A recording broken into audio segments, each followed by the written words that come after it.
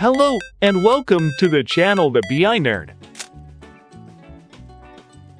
Cross-filter direction in added relationship helps us to set the direction of filter between two tables. In the added relationship window, we can set filter direction between the two tables. When we switch it to single filter first option, where the invoice ID, filter the purchase table.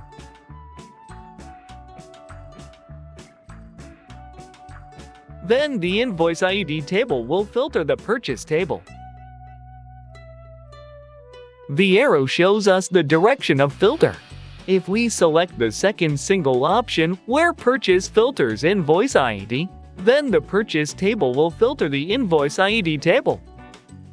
The arrow shows us the direction of filter.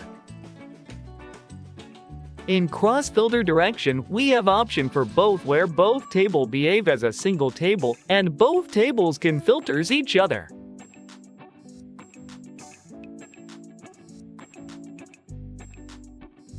The arrows represent the direction of filter in both directions.